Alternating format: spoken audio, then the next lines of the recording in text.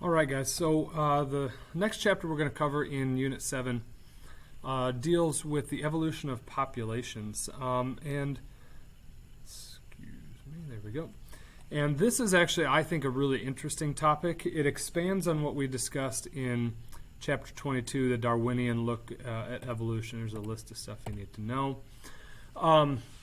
And so what you may have been asking yourself throughout the course of listening to some of the information provided in Chapter 22 was, how might we be able to study evolution in a way that's a little bit more concrete, a little bit more data-driven than just kind of talking about these thought experiments like we see this crazy-looking orchid mantis with these crazy pink projections that look just like the petals of an orchid. How would that have evolved? What are the conditions that it would have evolved under? And when we get into discussions of population genetics, it provides this more data-driven look at real populations and how they evolve. And what population genetics really more than anything helps us to understand and study is something known as microevolution. And this is a term that we have yet to talk about or cover or introduce, but microevolution is the change in genetic makeup of a population from generation to generation. And so the diagram that I've provided here kind of lays out for us what the difference might be between microevolution and what we've kind of talked about already called macroevolution. So often when you guys hear the term evolution, I think the brain automatically switches and goes right into macroevolution. You think of dinosaurs turning into birds like we see in this part of the flow chart right here, or lizards turning into birds. You think of monkeys turning into humans. Drastic, large-scale changes like those are described as microevolutionary changes. Okay, taking one thing, one species that looks like a dinosaur or lizard and changing it to something completely different. And that takes a really, really long time and a lot of changes over the course of those particular animals' ancestry. Okay?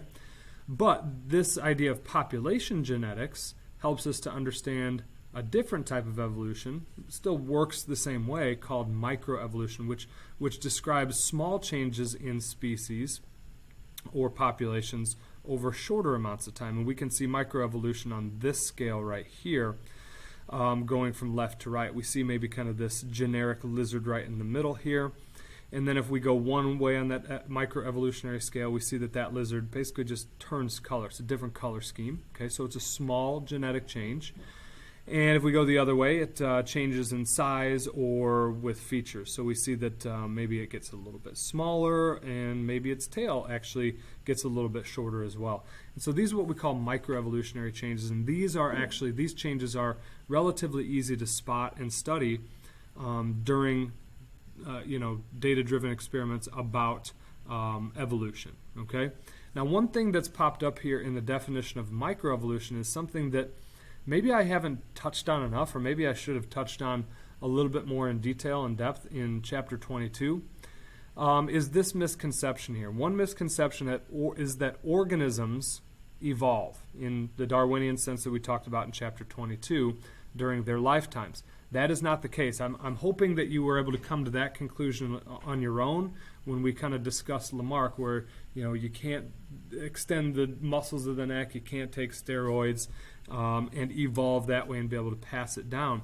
A more accurate way of looking at evolution and what things actually evolve is by discussing the evolution of populations.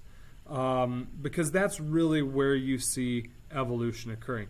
Natural selection acts on the individual in a population. So, for instance, if you have one of those little mice that we watched the video about, and it's the wrong color for its surroundings, it gets picked off by a hawk, natural selection just acted on that individual, but you don't see actual evolution until maybe 30, 40, 50 years down the road in that mouse population, because that one got plucked out of the population, no longer gets to reproduce.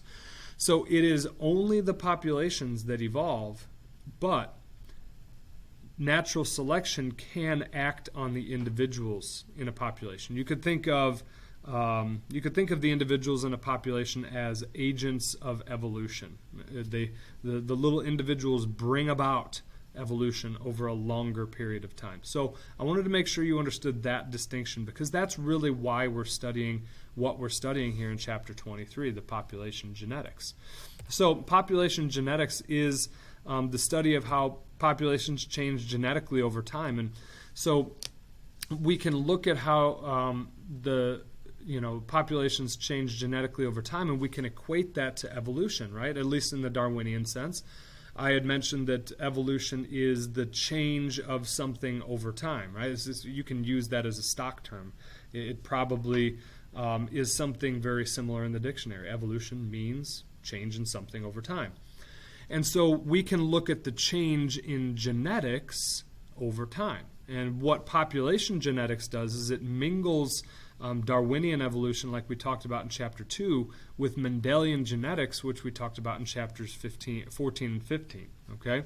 It's a really unique way of looking at evolution, and it allows us to focus on the population as the unit of evolution, while still studying the individuals of the population, okay? Because it is the individuals of the population that have the genetics, they have the genes that ultimately get passed to the next generation of the population, okay? So the population is made up of these individuals, and these individuals in a population are capable of interbreeding and producing fertile offspring with each other. And the population is responsible for producing what's known as the gene pool. Okay, the gene pool is, as the definition states there, the total aggregate of genes in a population at any one time. In other words, it's looking at the population. Let's say I have a population of students in the classroom, right? And we look at, how many of you guys have blue eyes and how many of you have brown eyes? Something like that. Each one of you has a specific set of genes that code for that. And what we can do is we can actually tally up all of the genes in this classroom-sized gene pool and put a number to it. And when you start putting numbers to things, you can start to understand a little bit more how you can study evolution in a data-driven way. Okay? So the gene pool consists of all of the genes in that population, in all of the individuals of that population at one time, okay? And so sometimes that can be really, really daunting. Sometimes you're looking at populations where it's really hard to know the entire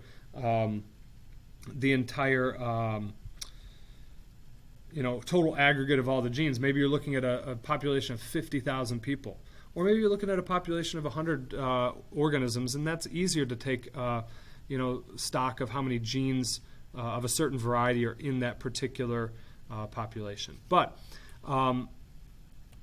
what scientists have done is that they've developed a theorem called the Hardy-Weinberg theorem, or the Hardy-Weinberg theory, which describes a population that is not evolving.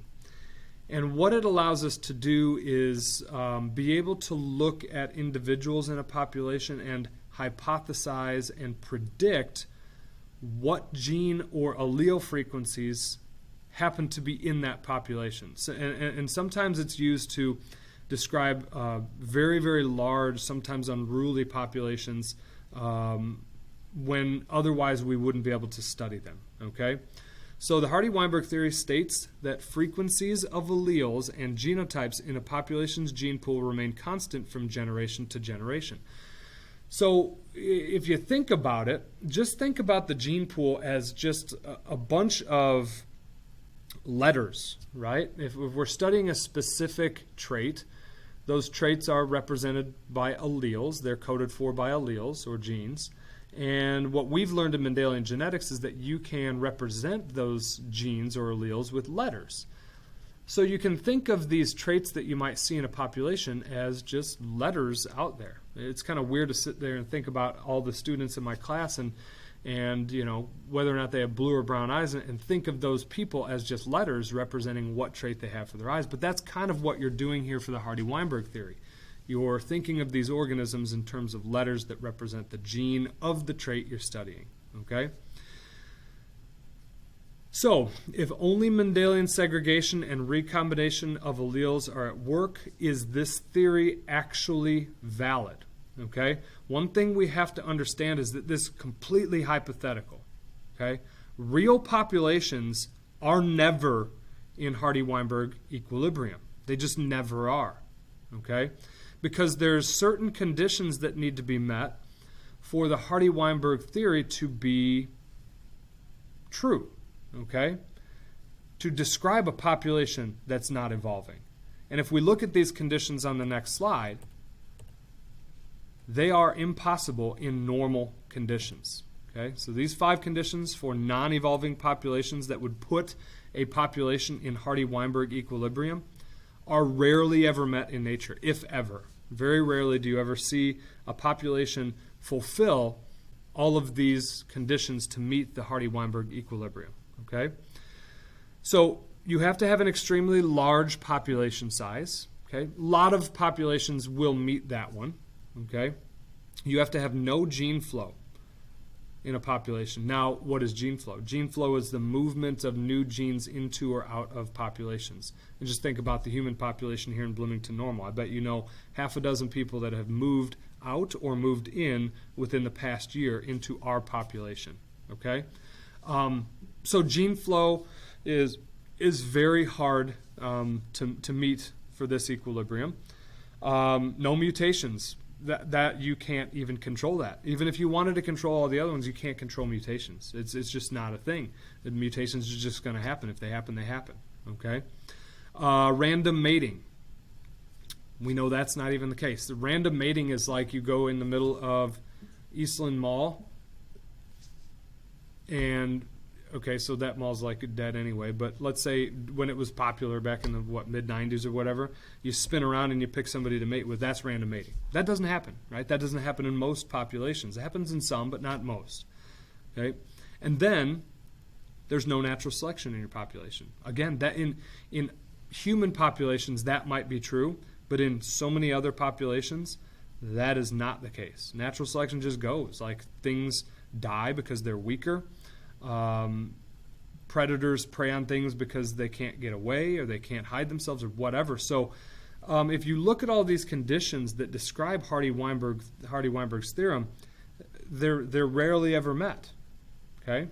And if they are met in a single population, it would tell you that that population is not evolving. So why are we worried about this this idea called Hardy-Weinberg's equilibrium or Hardy-Weinberg equilibrium or theorem if it's rarely ever met in nature? Well, it's something we can utilize as a benchmark to measure evolution against.